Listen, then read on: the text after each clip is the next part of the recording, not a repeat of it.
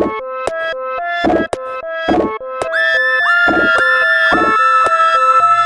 Helen.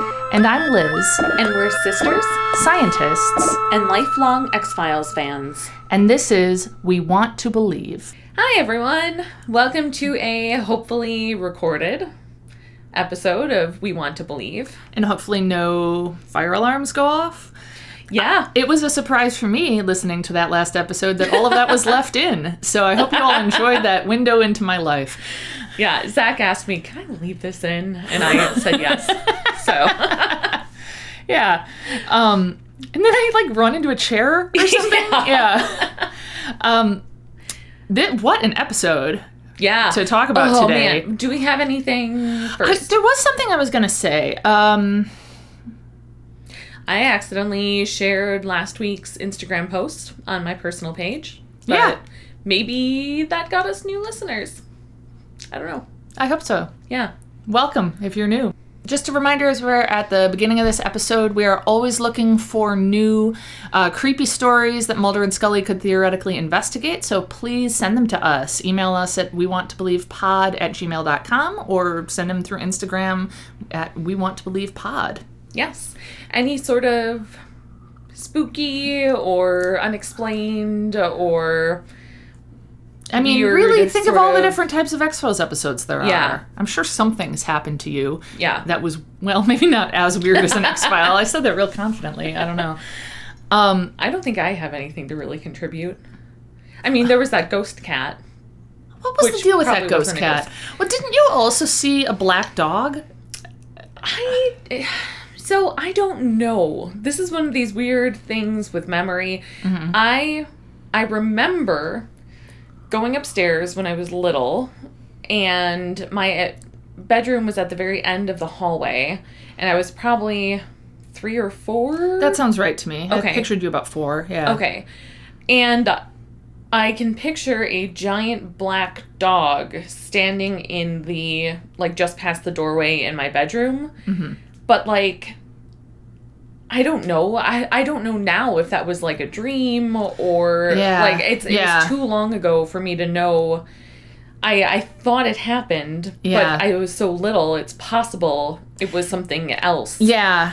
I mean, so I thought I saw glowing golden eyes when I was just a little bit older than that. Yeah. And I can sure picture how it looked, but I also feel, I'd say at least 50% confident there weren't really glowing golden eyes in my closet. Yeah. Yeah. 40, 50, something like that. Yeah. So, yeah, I mean, but there is a tradition of seeing black dogs and it being spooky. There is, the Grimm. Yeah, and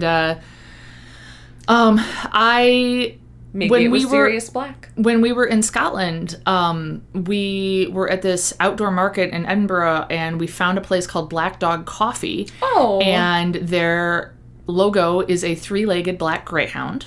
Oh. And yeah, we bought some of it for our friends Chris and Tasha, who we share the dogs with. And the guy had a banner on his booth, and it had all these pictures of his black greyhound. Oh. And so we started talking to him, of course, and he told us how it's also, he named it that for his black dog, mm-hmm. and also because the black dog is been used to represent depression. That's a term that people have used. Winston Churchill referred to his depressive episodes as a visit from the black dog. Yeah. And so he talked about how he'd been depressed and how this black greyhound helped him with his depression and brought him out of that. Oh. It was so wonderful. Now, what's interesting is that my black dog is depressed. Oh. So. Is he depressed or anxious? Yeah, I'd call it more anxiety. PTSD. Yeah, it's PTSD. It's PTSD. Poor Leo. Yeah. He's on Prozac. You've heard us talk about Leo before. Leo has a certain chaotic energy. He's the one who got out an open window and ran down the street. And... yeah. What did I compare him to? Oh, that alien in the forest in that one episode that just is running amok and lasering people. Yes. Yeah. He runs amok. He doesn't have laser powers, but... As far as we're aware. I was just about to say. Yeah. So, I don't know. Maybe it was the Grimm. I would have expected something else to happen in the intervening 30 years. But I don't know. Yeah. Maybe it was Leo is what happened. Yeah. Ooh, maybe he can time travel. Oh, maybe that's why he's so anxious. He's worried about going back in time again. Yeah. And he's like, at any moment, I could be whisked back into the past. Oh, no. But yeah, send us, Send us your stories, Yeah. as we were saying.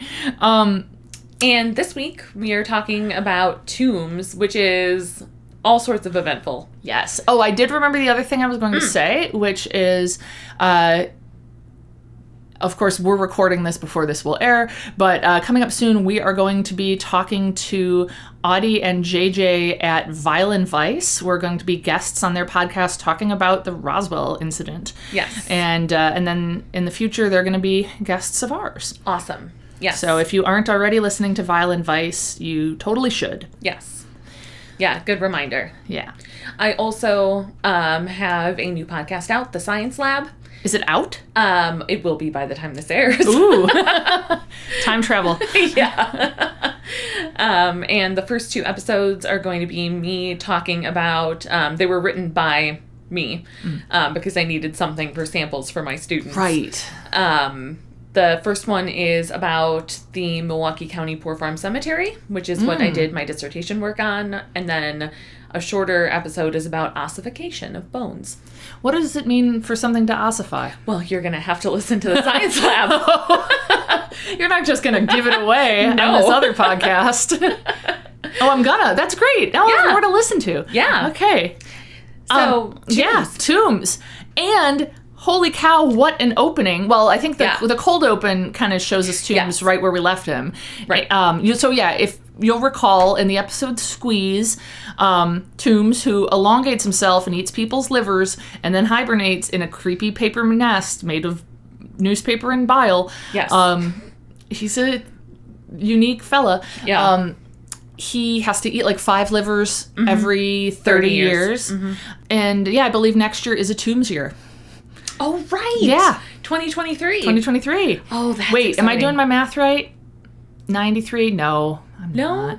I don't think. 93, 2003, 2013. Oh, yeah. Yeah, I did do my math right. Mm-hmm. Okay. All right. That's I just exciting. had to count that on my fingers. And no one saw. You could have gotten away with it. Yeah. Well, if we are still going strong, maybe we'll see if anybody tries to eat people's livers. Yeah, livers. We'll talk about it. Well, as we... Oh, yes. But it won't be Tooms, It won't likely. be Tooms, yeah. yes. So we start in Skinner's office. There he is. Finally. Assistant Director Skinner. Finally. And they're not even like, hello, Scully, this is the brand new Assistant Director Skinner. They're like acting as if she knows him, And who is standing behind Skinner? Cigarette smoking man. Yes. Smoking a cigarette. I would like to point out, or interject, I guess I should say, one of my best friends from grad school, her last name is Skinner, and I maintained at the time, still firmly maintain, that I would love it if she were my boss someday. Just because I would love to have to talk about reporting to Skinner. And Jess, if you're listening, I'd love it. That would be awesome. Still love it for you to be my boss. And I just want to apologize in advance if I accidentally say Principal Skinner instead of Assistant Director. I don't know why. Obviously, I know they're not the same character. Yeah, similar. Simpsons. Yeah. So Skinner, and it was just so good to see him. Like, it really I just was. felt like immediately like now we're like back in it. Like competent. Yeah. Like a sense of security. Yes. Surprisingly ripped underneath his clothes. That's right. And I mean, he doesn't come off like a nice guy, to be clear. And I mean, I forget that most of the time he's kind of an antagonist. Yeah. Or at least initially. Yeah. But yeah, he's basically like, you're not investigating these cases right. He does not approve of Scully's work on the X-Files. Yeah. And she's super, I think, loyal to the X-Files and to Mulder in that part.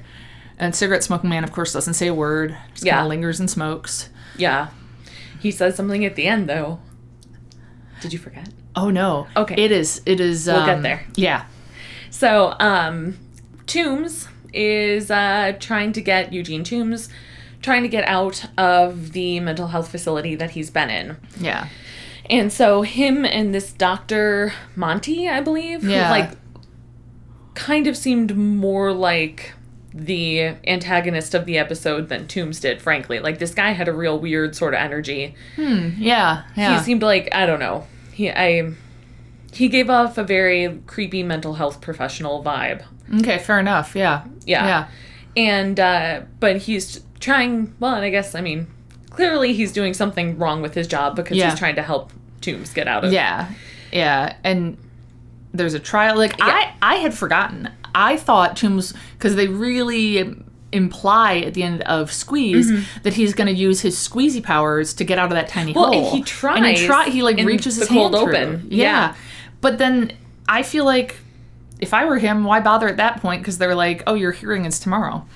Right. I forgot that he gets out not and escapes, but, you know. Legitimately, yeah. And so at his... And Mulder testifies. Yes, at his hearing. Yes, as an expert witness.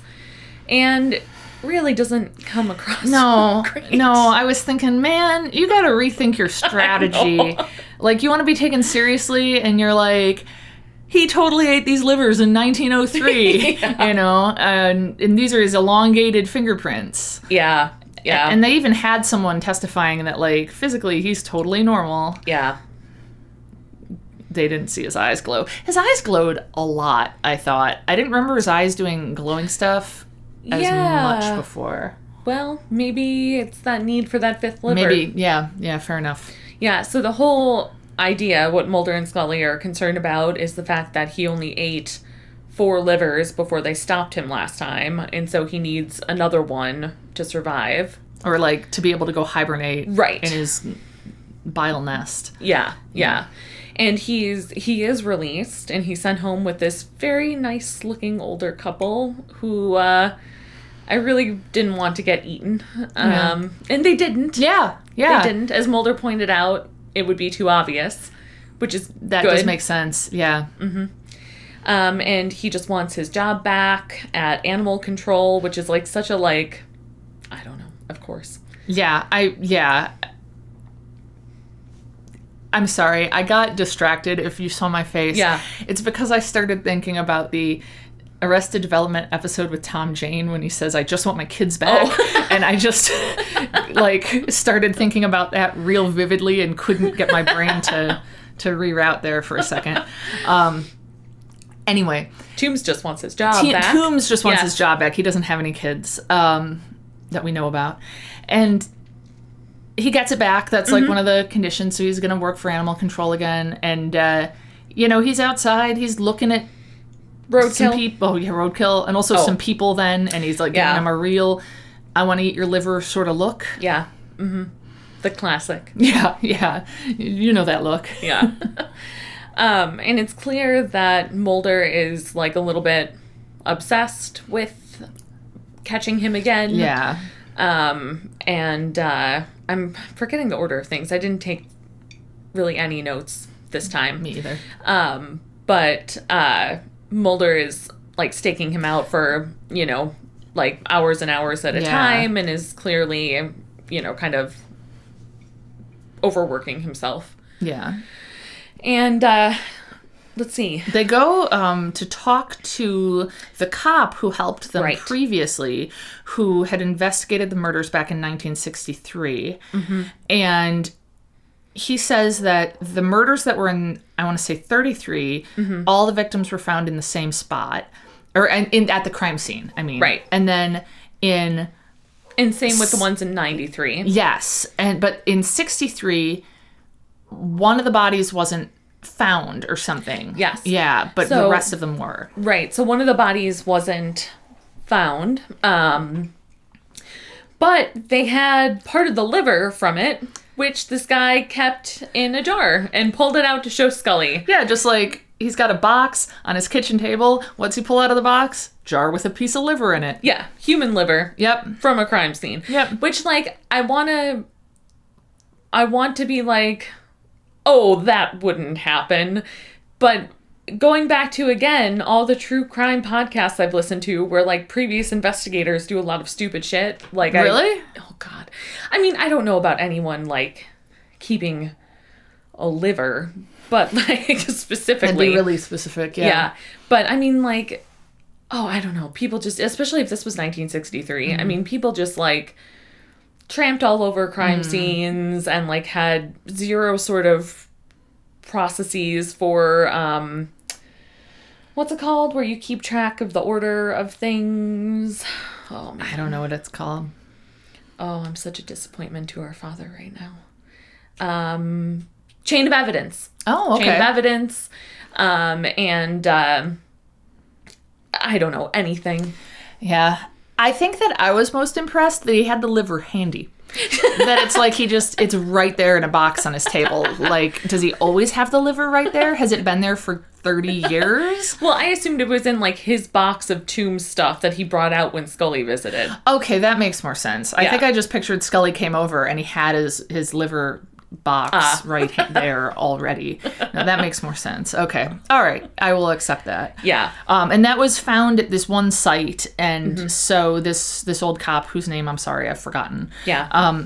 He's like, I'm convinced there's still something there. Right. So his thought is that there must have been some sort of evidence on the body for Tooms to hide it. Yes. And so that's why the body wasn't present at the scene. Yeah, something that would tie Tooms to the murder. Right. In a more official way than the long, creepy fingerprints. Right. And so they go to, I think they're going to the area where the liver was found. Yes. Because there had been like a slab of cement poured. Yeah. Near that time or something.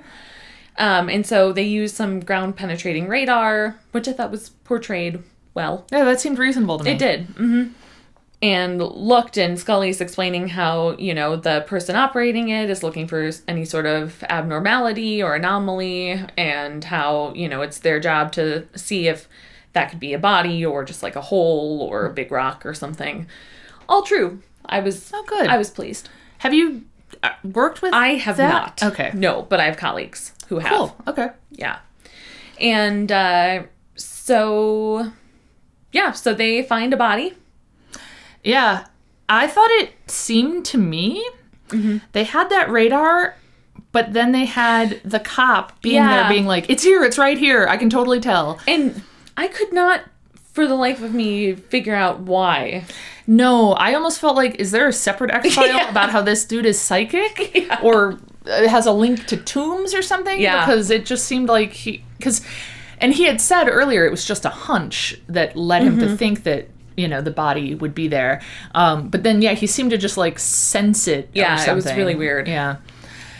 And so, they find a body. Yeah. They find a skeleton. Mm-hmm. Yep. And it's pretty well preserved because it's been encased in cement for 30 years. Yeah. Give or take. And the ribs look gnawed on? Yeah. And so they, Scully kind of looks at it in situ. And then in my head I was going, don't start digging, Scully. That's the job for a different professional. She didn't. I was very pleased. And then they show like a forensic anthropologist guy in a lab with the skeleton. And I felt like that was a fair representation of my people.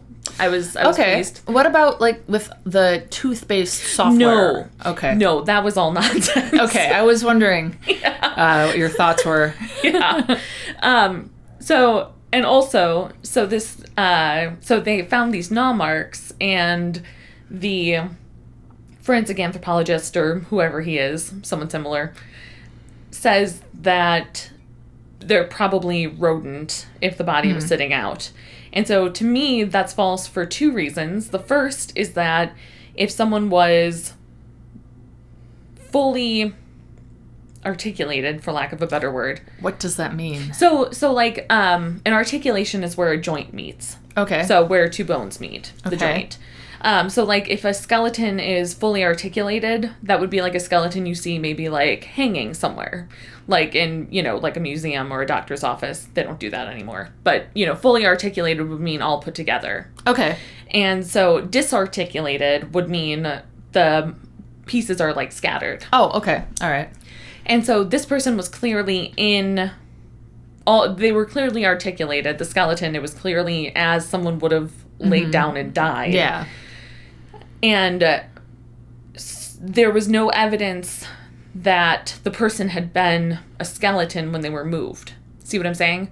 Like, yes. Because if someone had been a skeleton, if you move just a skeleton, unless it's, like, wired together, right. you're going to have, like, just a handful of bones. Yeah, that makes sense. And this person was, like, all put together. Yeah. Like, they had been... Like, they must have died there, and then Right, all of had, them like, flesh... Nope, not evaporated. Whatever. Disappeared. Yeah. Was decayed? Yeah. Okay. Yes. There we go. All right. Yeah. So I wanted to see if you could do it. All of a sudden, I have this feeling like, is this a podcast with two sisters who are scientists, or is this podcast Smart Sister, Dumb Sister? Hey, we're getting to Roland, the one about physics. Oh, God. Okay. Oh, God. All right. That's what you meant. All right. Oh, God. We're just going to keep moving. Yeah. I want to interject here, though, that I had last semester, I had a student come talk to me. She's very hardworking. She wants to go into nursing. She was in my physiology class, and she had done really, really poorly on one of the exams. And she was talking to me and was, like, worried, like, is this going to, you know, screw over my chances of doing well in the class? Is this going to screw over my chances of getting into nursing school? Mm-hmm. And so I was trying to tell her, like, no, you know, it's one exam in a semester. It's okay. And she was kind of crying. Oh, and I felt bad. Yeah. And I told her, I was like, listen, in college, I once got a 19 on a physics exam.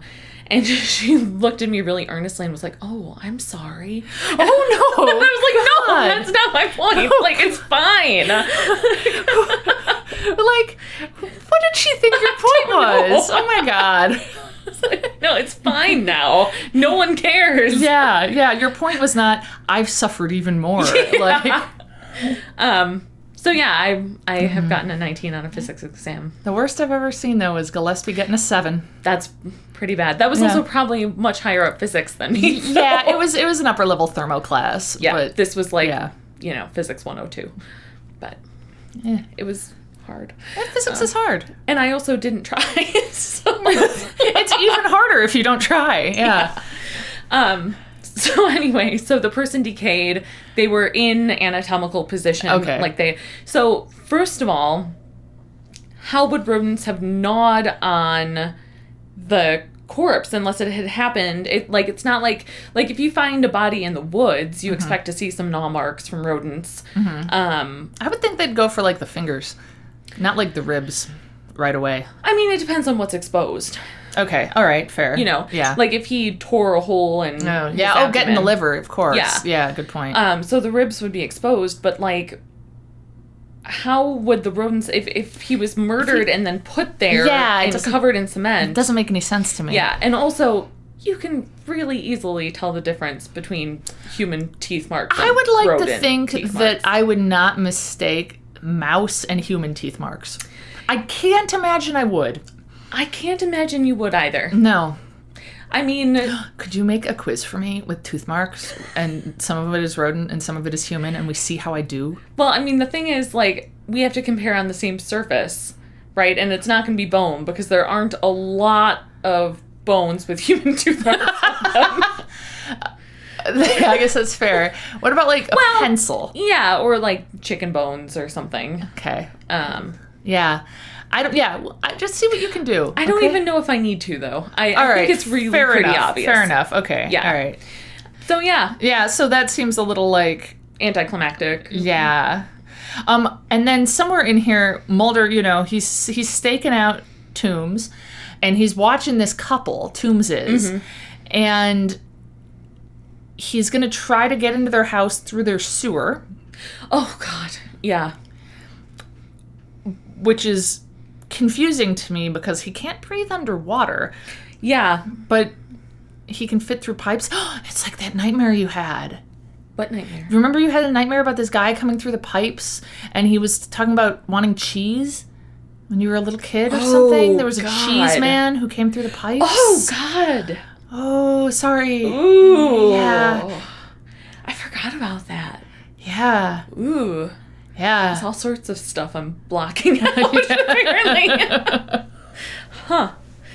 I have had a recurring dream since childhood of being in a like hospital basement and like knowing there were like bodies nearby near a morgue. Whoa. But I forgot about the cheese man. Yeah, like he was like singing a song or something. Oh, I don't remember that. Okay.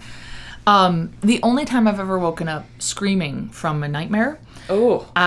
Because it reminded me, you said you can like sense that bodies are near. Yeah. I was living with my ex at the time, and I woke him up because I sat up in bed screaming. Oh, I had this God. dream where I was in this office building, and there was like stuff going on one floor, but then I went up a floor, and it was like under construction, and it was totally dark, and there were all these like plastic tarps and stuff, and I just knew there was a sheep nearby.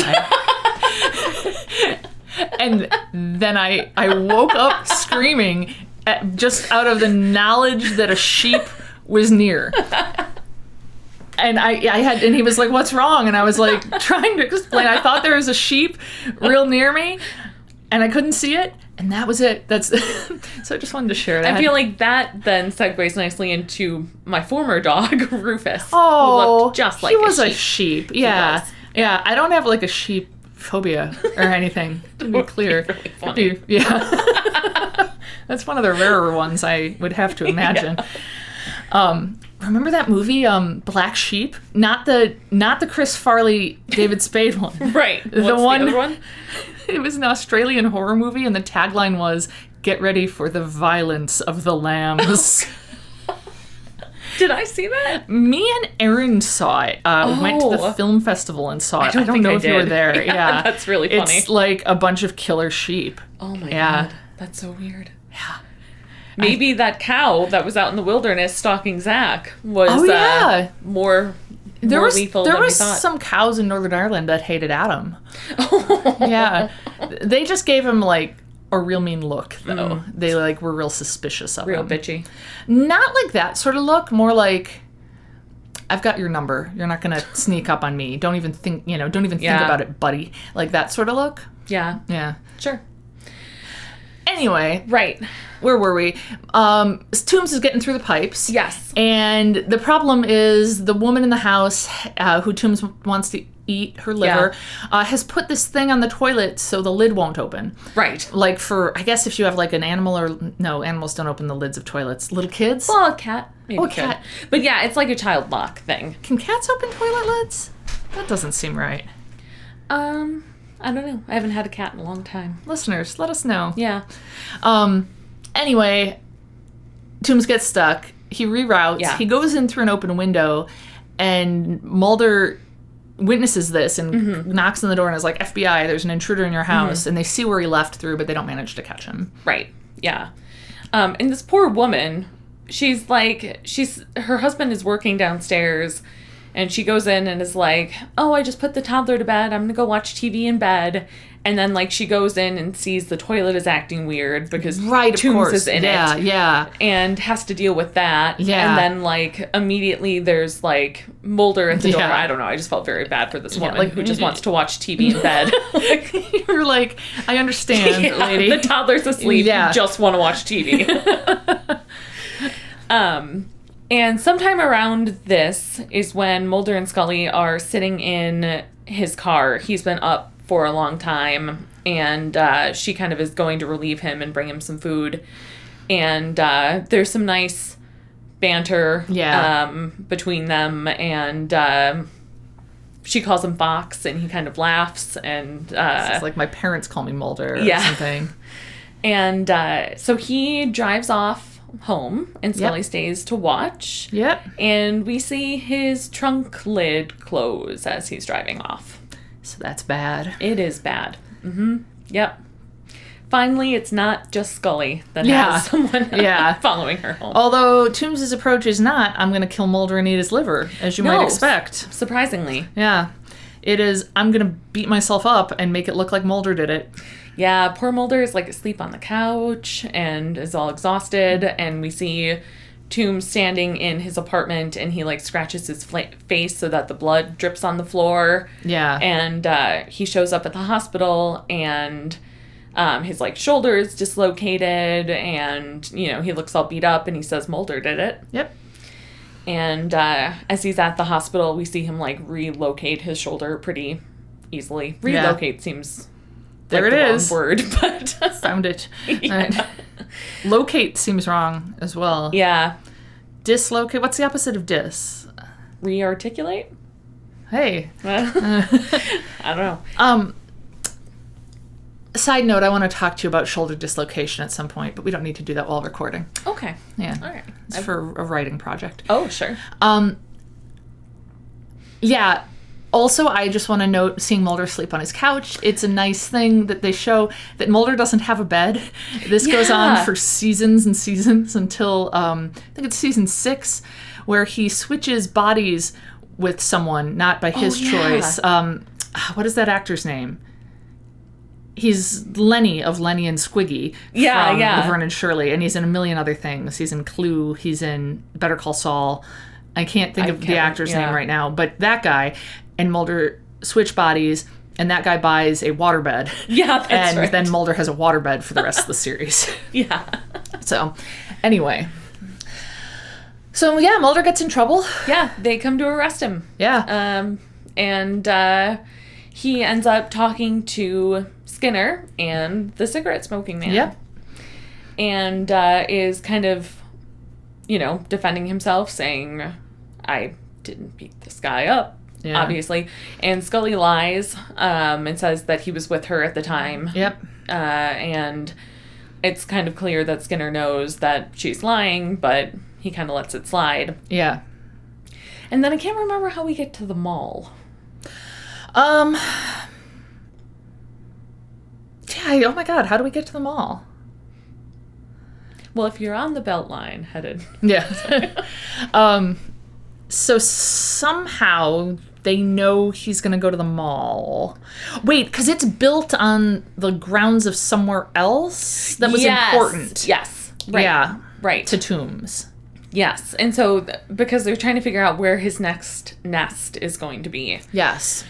Right. And so, it was built on the spot of somewhere that was important to him. And so, this, like, empty mall, just because it's nighttime, it looks operational, as we'll see. Yes. Mulder and Scully go there, and they're kind of, like, looking around, and Mulder's on an upper story, and he kind of looks down and sees Scully standing on, like, a grate, essentially. Mm-hmm. And they're like, well, all right, he likes those things. Yeah. And I get nervous when I walk over grates in cities, but it's just for normal, I'm going to fall through it and die reasons. It doesn't occur to me I should also be thinking about stretchy liver-eating men. Yeah. As an extra threat. God, I forgot all about the cheese man. That is, it's like really bumming me out now. God. So they open it up, and it's like a duct system, and there's only room for one of them to go down, and so Mulder kind of volunteers and says something like, you get the next mutant, Scully. Yeah. And he's then in a duct system and eventually being chased by a bile-covered Tooms. Real disturbingly. Yes. That was creepy. That was some creepy stuff. Imagery. Yeah. Tooms in the duct crawling after him. Yeah. Not a fan. You didn't watch this episode when you were a kid, did you? I don't think I could have. I don't think, I would have been about the right age, but I can't imagine a situation where I would have seen this as a kid. No, I really can't. You weren't even... I wasn't really watching it at the time. Yeah. The Travises were. Yeah, but I don't... That doesn't feel right. Okay. No, it doesn't. All right. It doesn't spark any memories. Just coincidence. Fun. So Mulder eventually climbs back towards the opening, and Scully kind of grabs his arm and helps pull him back up to the surface. And Mulder real quick hits the button to start the, whatchamacallit? Escalator. The escalator. And Tooms gets... Escalated. Yeah. Sucked beneath it and shredded, apparently. Yeah. Yeah. I guess no matter how stretchy you are, there's a certain amount of space you take up. Yeah. And an escalator can shred you. Yeah. I don't know. I picture it like a cheese grater or something. See, I'm picturing it more like a real pointy belt. I don't know. Like a punk style belt with the studs on it? No. Oh. Yeah, I don't know. Just, it's like, like an escalator. I'm picturing You're picturing it like an escalator. Yeah. I see. All right. Yeah. And so Tooms is gone. Tooms is dead. Yeah. Yeah. They show then his file being closed, and it says closed on it. And Skinner and Cigarette Smoking Man are in the office together. And Skinner is closing the file, and he says something to the effect of, do you believe any of this? And the Cigarette Smoking Man says something to the effect of, I believe it. Or, I think they're telling the truth. Which is something else. Yeah. Yeah. Yeah. And that's the first time we've heard him speak. Yeah. Not that we've seen him that much, but right. Yeah. And I also want to note something interesting that I need to look up regarding Tooms, is that I was looking up a detail about this episode, and I was just on the X-Files wiki. Yeah. And it said 3 appearances. Oh. But so I don't know if there was, as far as I know, there was never a clip show. So I don't know what that's about. So I want to look into that, because he's pretty clearly dead, and I feel like I would be well aware if he were in a 3rd episode. Yeah. So same. Do they flash back to it in another one? Maybe. I also feel like whoever's in charge of the X-Files wiki, they know their stuff. Really? Oh yeah. Oh, it's that's good very to know. thorough. Really? Yes. Oh, yeah. Wow. Well done. Yeah. That's good to know. Yeah. Do we have any listener stories? Not today. Okay. I thought about scrambling to find one, but I thought, nah. Yeah. And I didn't. All right. Yeah. I think, I don't know what I was going to say. Oh, well. It'll be lost to time. Oh, you know what? I did think of something that I have been thinking about every time I listen to one of our finished episodes, but never think about while we're recording it. And it's, are we lying? Because think about how our segment opens. It says we are lifelong X-Files fans. Yeah. But we're younger. We're older than the X-Files. Oh. Yeah.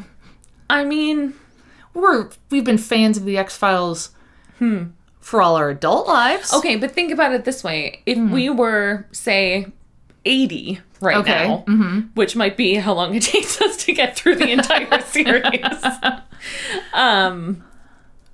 would you then accept being called a lifelong? Yeah, absolutely I would. So, I mean, I feel like, would you call yourself a lifelong White Sox fan? Absolutely. So I don't think it's any different. You're absolutely right.